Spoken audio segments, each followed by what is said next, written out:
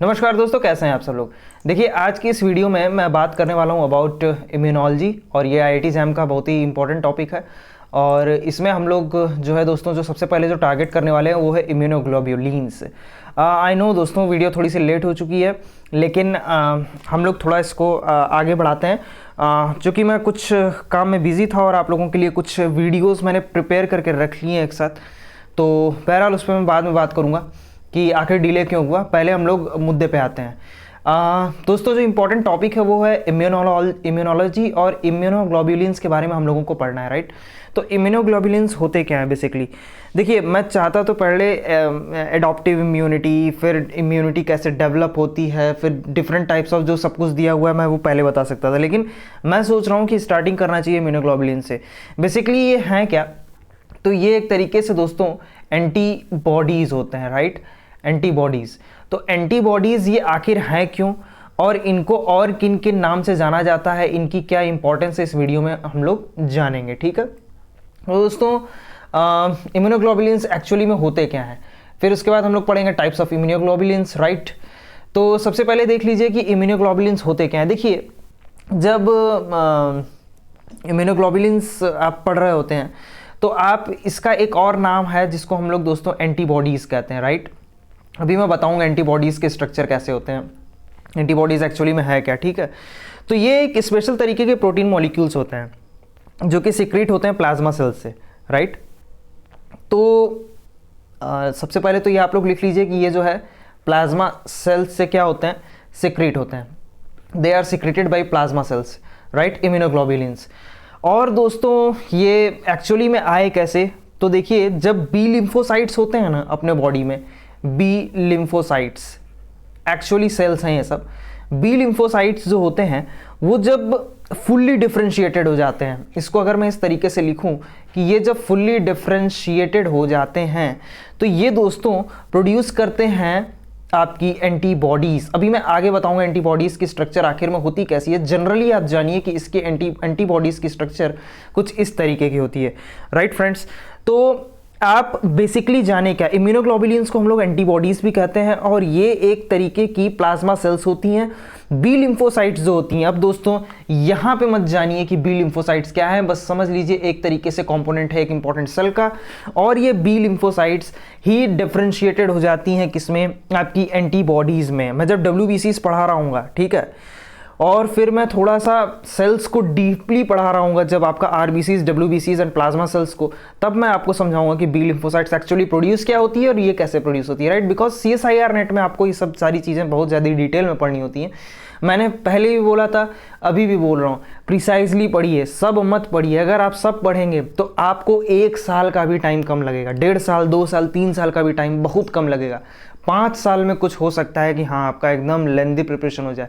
तो दोस्तों, फिर क्या अंतर रह जाएगा PhD और प्रिपरेशन में, राइट। चलिए, तो दोस्तों अब सवाल ये उठता है कि किस कंपोनेंट के, आई होप आपने इसको नोट कर लिया होगा दोस्तों, अपनी कॉपी और पेन साथ में लेकर के बैठा करिए, राइट। तो दोस्तों, मैं इसको पहले मिटा लेता हूँ और पेन का कलर थोड़ा सा चेंज कर लेता हूँ मैं, क्योंकि ये भी इंपॉर्टेंट है। तो दोस्तों, इम्यूनोग्लोब्यूलिन्स है क्या, ये हम लोग जान लिए। और जैसे देखिए दोस्तों, जैसे आपका ब्लड होता है, मैं समझाना क्या चाह रहा हूँ आपको, ब्लड होता है, उसके अंदर प्लाज्मा होता है, ठीक है, और कुछ इसके इंपॉर्टेंट सेल्स होते हैं, उसको हम लोग नहीं जानेंगे। This about your RBCs, WBCs detail में कभी जानेंगे, इसको इसी के अंदर पढ़ेंगे, लेकिन मैं बताऊंगा आपको। तो प्लाज्मा प्रोटीन्स जो होते हैं ना आपके बॉडी में, तो मैं ये बता क्यों रहा हूँ कि प्लाज्मा प्रोटीन्स और ये ब्लड आपका क्लासीफाई है, क्योंकि बेसिकली दोस्तों जो एंटीबॉडी होता है वो आपका एक तरीके का प्लाज्मा प्रोटीन के ही अंदर प्रेजेंट होता है। तो इसको आप लिखेंगे antibodies are present in plasma proteins, इसी प्लाज्मा प्रोटीन्स में प्रेजेंट होते हैं। तो दोस्तों, अगर ये पूछ देता कि इम्यूनोग्लोब्यूलिन्स बेसिकली कहाँ कहाँ प्रेजेंट है और आपको ऑप्शन दे देगा, तो अगर आपका प्लाज्मा प्रोटीन है आंसर में, तो ऑप्शन में, तो आप इसको करेक्ट मारेंगे, ठीक है, क्योंकि कभी कभी कन्फ्यूज़न हो जाती है, राइट। तो दोस्तों, अब हम लोग ये जानेंगे कि इसका स्ट्रक्चर एक्चुअली में होता कैसा है। ये जैसे मैंने पढ़ाया था ना आपको कि DNA जो होता है, DNA बेसिकली वो निगेटिवली चार्ज होता है, ठीक है। वैसे ही आपका ये जो होता है ना एंटीबॉडीज़, राइट, या फिर इम्यूनोग्लोबुलिन्स। अभी मैं बताता हूँ कैसे इसका नाम पड़ा है, एंटीबॉडीज़, राइट। तो दोस्तों ये जो एंटीबॉडीज़ होते हैं ये आपके नेगेटिवली चार्ज होते हैं। ये पता कैसे चलेगा, सपोज करिए आप इलेक्ट्रोफोरेसिस करा रहे हैं, राइट, आप इलेक्ट्रोफोरेसिस करा रहे हैं। तो जब आप इलेक्ट्रोफोरेसिस कराएंगे तो बेसिकली इलेक्ट्रोफोरेसिस में होता क्या है कि एक तरफ एनोड होता है और एक तरफ कैथोड होता है, राइट। तो इधर एनोड है, माफ़ कीजिएगा, इधर कैथोड है और इधर एनोड है, राइट। तो होता क्या है कि जब आप यहाँ पे प्लाज्मा प्रोटीन्स को रखते हैं, ठीक है, प्लाज्मा प्रोटीन्स हैं आपके, तो दोस्तों होता क्या है कि ये आपके मूव कर जाते हैं पॉजिटिव एंड की तरफ, यानी कि एनोड की तरफ। अब दोस्तों एनोड पॉजिटिव चार्ज होता है और कैथोड निगेटिव चार्ज होता है, राइट। ये चीज़ आप थोड़ा सा बेसिक कॉन्सेप्ट बना लीजिए कि हाँ भाई ये ऐसे होता है कि एनोड आपका पॉजिटिवली चार्ज होता है और कैथोड निगेटिवली चार्ज होता है। जब मैं आपको, वैसे केमिस्ट्री के लेक्चर्स बन के तैयार हो गए हैं, आपको मैं अपलोड कर दूंगा केमिस्ट्री में। मैं आपको, जब मैं केमिस्ट्री का भी वीडियो बना रहा था तो उसमें दोस्तों मैंने एक चीज़ से काउंटर अटैक हुआ हमारा, डैनियल सेल को जब मैं बना रहा था, उसमें प्रिपरेशन कर रहा था वीडियो की, तो उसमें दोस्तों कैथोड जो है निगेटिव प्रॉपर्टी शो करने लगता है और एनोड जो है पॉजिटिव प्रॉपर्टी शो करने लगता है, राइट। उसमें हम लोग पढ़ेंगे डैनियल सेल के अंदर। तो दोस्तों बेसिकली केमिस्ट्री में आप एनोड का मतलब वो समझेंगे जिसके ऊपर ऑक्सीडेशन होता है, राइट, और कैथोड वो होता है जिसके ऊपर रिडक्शन होता है, ठीक है। फिलहाल आप यहाँ पे ये जानिए कि कैथोड जो होता है negative and anode is your positive, right. तो अब ये आपका प्लाज्मा प्रोटीन जो है ये निगेटिवली चार्ज से कहाँ मूव कर जाता है दोस्तों, पॉजिटिवली चार्ज। इसका मतलब ये निगेटिव से पॉजिटिव की तरफ जा रहा है। इसका कहने का मतलब ये है कि प्लाज्मा प्रोटीन्स या फिर आपके एंटीबॉडीज़ जो इसके अंदर प्रेजेंट होते हैं, एंटीबॉडीज़ जो इसके अंदर प्रेजेंट होते हैं वो बेसिकली क्या है, निगेटिवली चार्ज। तो ये भी आप जानते रहिए, राइट।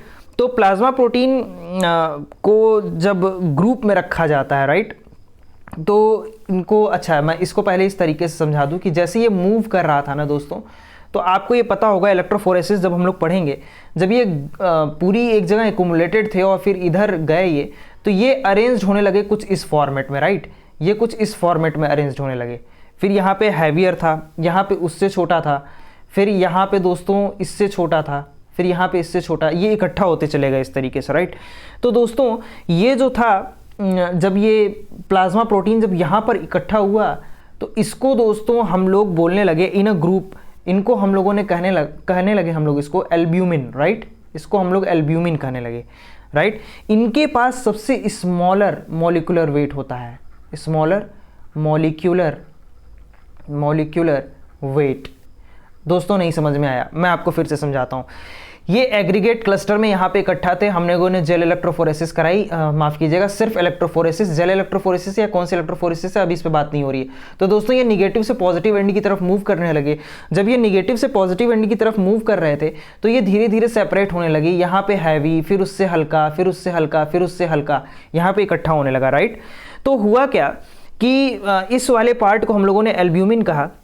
फिर दोस्तों ये जो इकट्ठा पार्ट था तो फिर इसको हम लोगों ने अल्फा कहा, अल्फा, इसको बीटा कहा और इसको गैमा कहा, right. Alpha, beta and gamma, right. तो दोस्तों ये आपका जो है जब प्लाज्मा प्रोटीन्स इस तरीके से इकट्ठा हो जाते हैं आपके, तो हम लोग इसको क्या कहते हैं दोस्तों, हम लोग इसको कहते हैं अल्फा, बीटा एंड गामा। क्या कहते हैं दोस्तों, ये तो एल्ब्यूमिन था। तो दोस्तों जो आपका ये गामा पोर्शन है ना, इसी को हम लोग बोलते हैं दोस्तों गामा ग्लोब्यूलिन्स, राइट। क्या बोलते हैं, गामा ग्लोब्यूलिन्स। दोस्तों बात को समझिएगा, ये इकट्ठा होने लगे तो हम लोगों ने इसका नाम रखा अल्फा, बीटा एंड गामा। तो ये जो गामा है ना, इसको हम लोगों ने बोला गामा ग्लोब्यूलिन्स, राइट। यही गामा ग्लोब्यूलिन्स एक्चुअली में आपके एंटीबॉडीज होते हैं, ठीक है, एंटीबॉडीज होते हैं, या फिर इसी को हम लोग इम्यूनोग्लोब्यूलिन्स बोलते हैं, इम्यूनोग्लोब्यूलिन्स, राइट। तो आप लोगों ने समझा क्या इस वीडियो से, इस छोटे से सेक्शन से आप लोगों ने ये समझा, एक सेकंड दोस्तों ज़रा सा मैं पेन का कलर चेंज कर लेता हूँ। और देखिए आप लोगों ने समझा क्या, देखिए आप लोग सबसे पहले ये समझे कि इम्यूनोग्लोबुलिन्स ही आपके एंटीबॉडीज़ हैं, और एंटीबॉडीज़ ही आपकी गामा ग्लोब्यूलिन भी कहलाती है। तो आप नाम से कभी नहीं कंफ्यूज होंगे, राइट। और ये प्रेजेंट कहाँ होती है, इम्यूनोग्लोब्यूलिन हो गई या फिर आपकी एंटीबॉडी हो गई या फिर गामा ग्लोब्यूलिन हो गई, ये सब प्रेजेंट कहाँ होते हैं?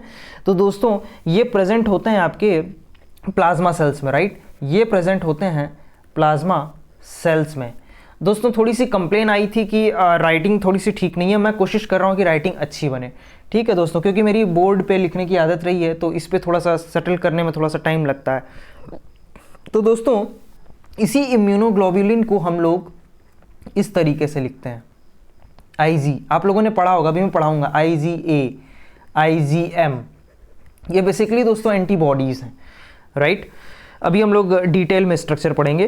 तो जो मैंने आपको ग्लोब्यूलिन बताया ना, ये जो प्लाज्मा प्रोटीन जो इकट्ठा हो गया था, उसको हम लोग एल्ब्यूमिन बोल रहे थे, राइट।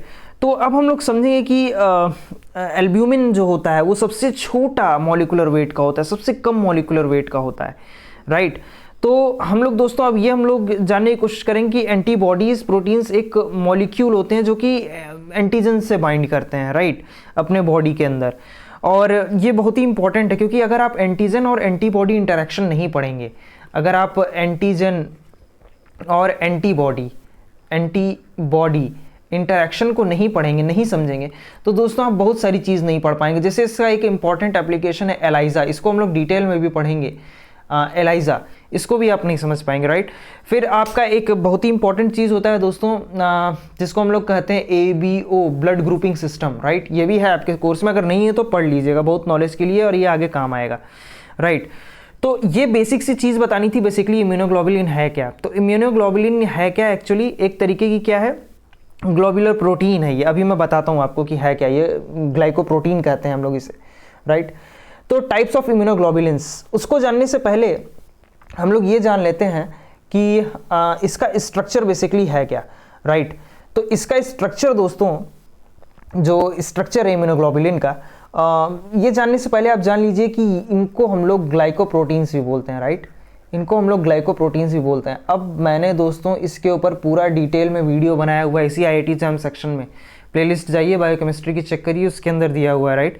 तो ग्लाइकोप्रोटीन्स जो है ना, बेसिकली ग्लाइको मतलब क्या है दोस्तों, ग्लाइकोप्रोटीन का मतलब थोड़ा सा बता देता हूँ आपको, जहाँ पे प्रोटीन कंपोनेंट जिसमें थोड़ा सा लिटिल कार्बोहाइड्रेट कंपोनेंट ऐड होता है, राइट। तो protein with a little carbohydrate part attached to it is basically called your glycoprotein. तो ये आपकी इम्यूनोग्लोबुलिन्स जो होते हैं या फिर एंटीबॉडीज, ये जो है एक तरीके के क्या है, ग्लाइकोप्रोटीन है। तो अगर आपसे ऑप्शन में दे के पूछा जाए तो आप गलत मत करिएगा, राइट। अच्छा, एंटीबॉडीज जो होते हैं वो टेट्रापेप्टाइड होते हैं, ठीक है, टेट्रापेप्टाइड होते हैं। टेट्रापेप्टाइड का मतलब क्या है भैया, टेट्रापेप्टाइड मतलब इसके अंदर 4 पेप्टाइड्स हैं, राइट, 4 पेप्टाइड्स। अभी हम लोग जानते हैं लाइट क्या है, हैवी क्या है, सब जानते हैं, ठीक है। तो जो ये टेट्रापेप्टाइड हैं, तो ये एक्चुअली बने कैसे हैं टेट्रापेप्टाइड, अभी मैं आपको ओवरव्यू दे रहा हूं दोस्तों।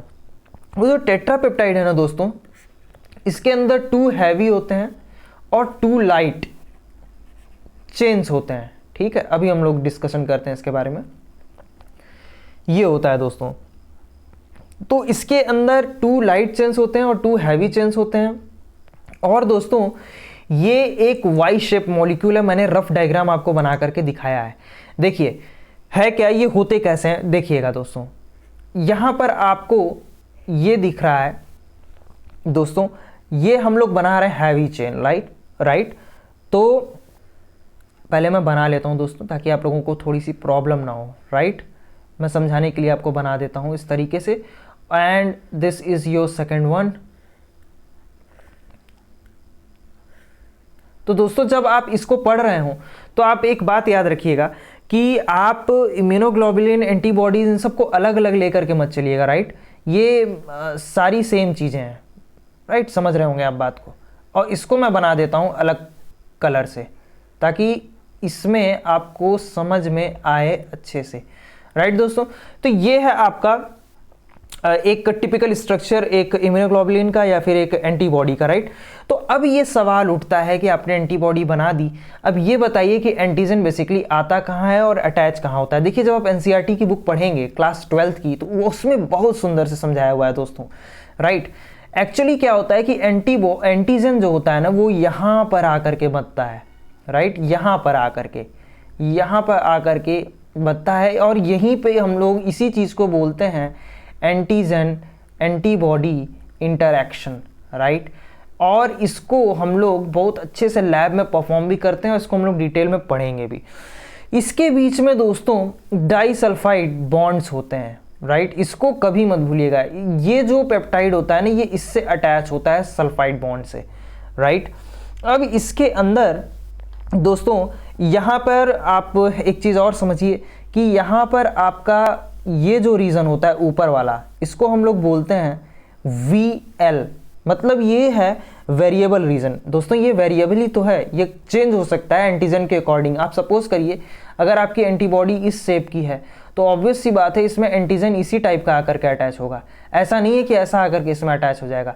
अगर ये आपकी इस टाइप की है तो ये आकर के इसमें अटैच हो जाएगी, राइट। अगर ये आपका सपोज कर लीजिए कि ये एक तरीके का स्टार एंटीजन है, राइट, तो यहाँ पर आपका स्टार शेप की एंटीबॉडी होनी चाहिए, तभी इसमें आकर के अटैच होगा। तो इसलिए इसका वेरिएबल रहना कंपलसरी है ना दोस्तों। अगर ये कंपोनेंट आपका वेरिएबल नहीं रहेगा तो हम लोग कैसे अटैच करा पाएंगे इसमें एंटीजन को। या फिर एंटीजन बॉडी इस तरीके से डिज़ाइन की हुई है कि हम लोग जो है एंटीजन और एंटीबॉडी इंटरेक्शन बहुत ही स्मूथ होना चाहिए और बहुत ही मतलब स्पेसिफिक होना चाहिए। ऐसा नहीं है कि कुछ भी आकर के उसमें अटैच हो जाएगा, राइट। उस तरीके का शेप होगा तभी आकर के उसमें अटैच होगा।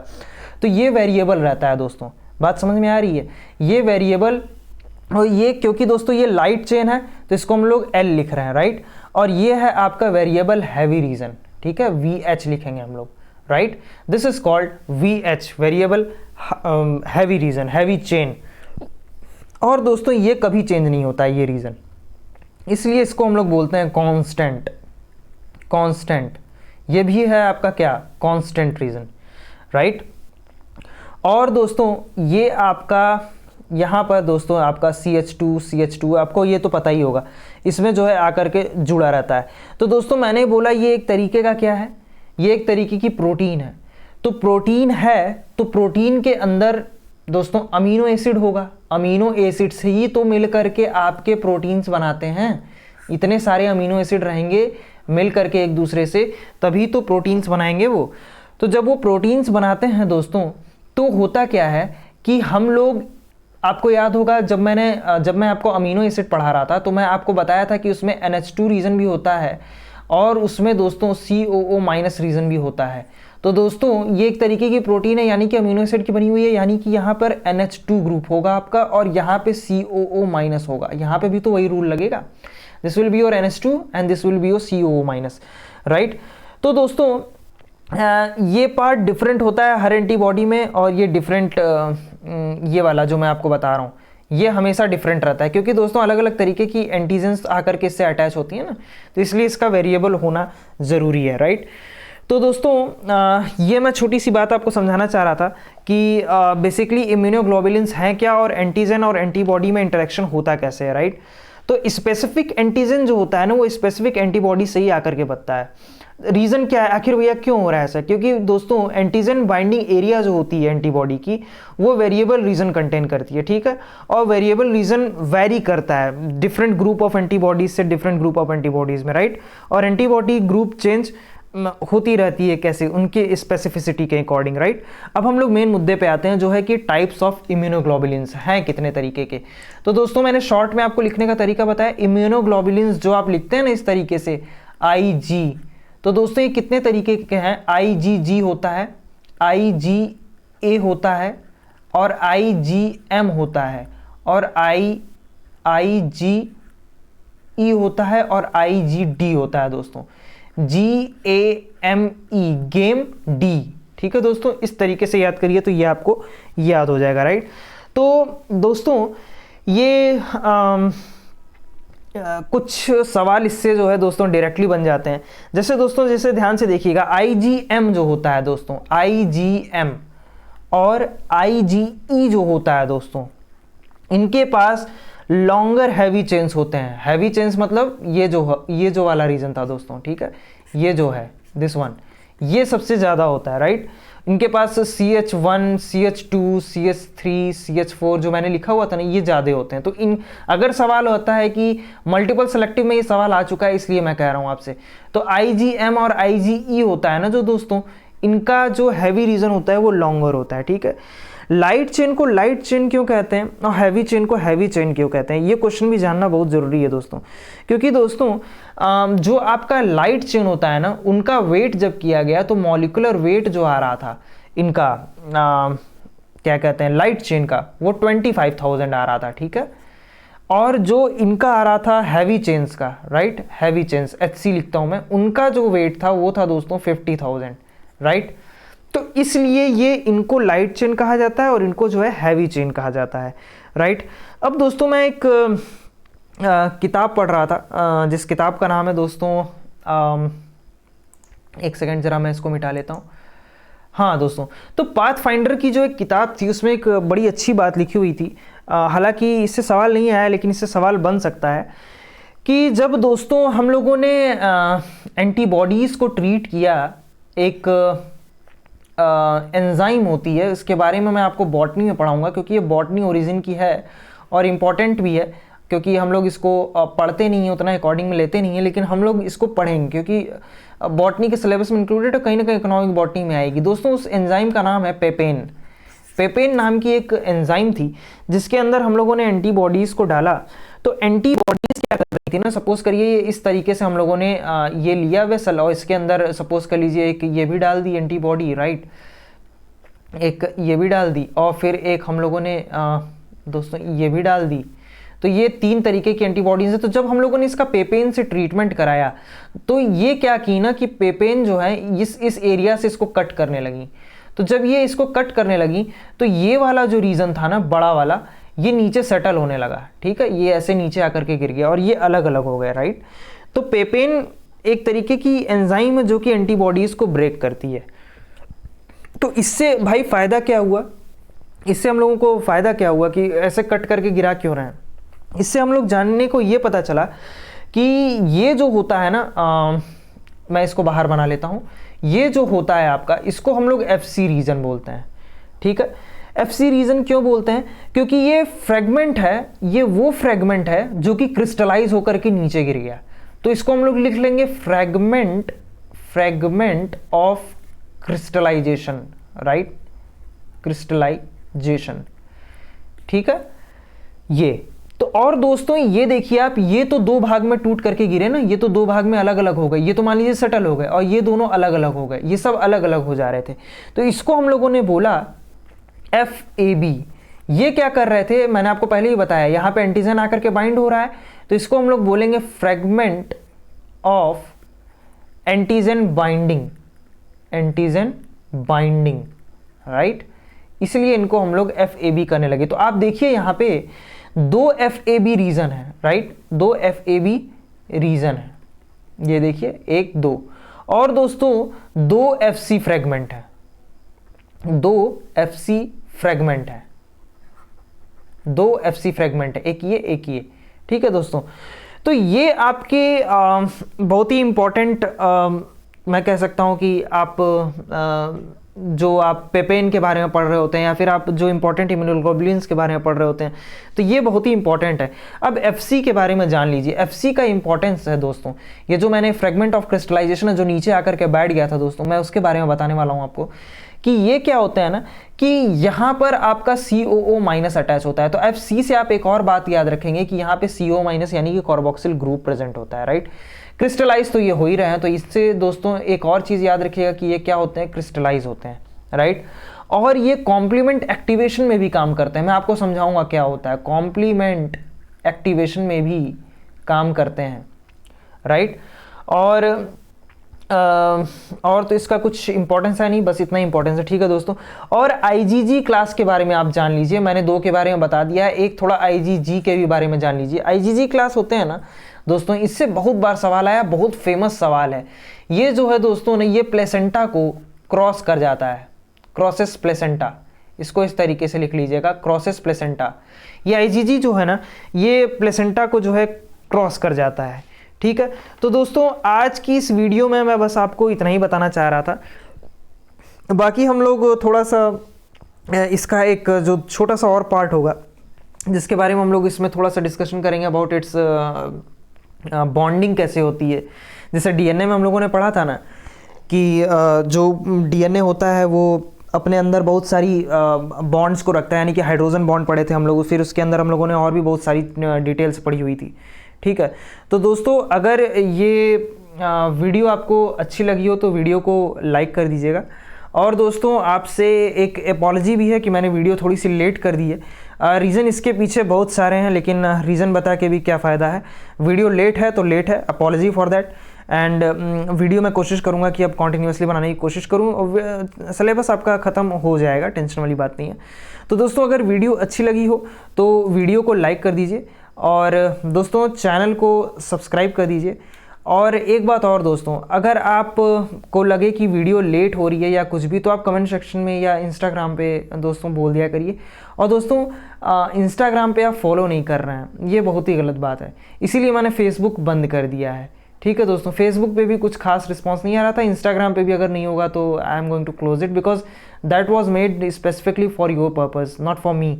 तो अगर नहीं करना है तो फिर कोई बात नहीं, यूट्यूब पे सारे प्रॉब्लम्स के सॉल्यूशन मिल जाएंगे। इंस्टाग्राम की लिंक माफ़ कीजिएगा, टेलीग्राम की लिंक एक बार काम नहीं कर रही थी, वो अब काम करेगी, बिल्कुल भी टेंशन वाली बात नहीं है। तो दोस्तों वीडियो के एंड तक बने रहने के लिए आप सभी लोगों का बहुत बहुत धन्यवाद।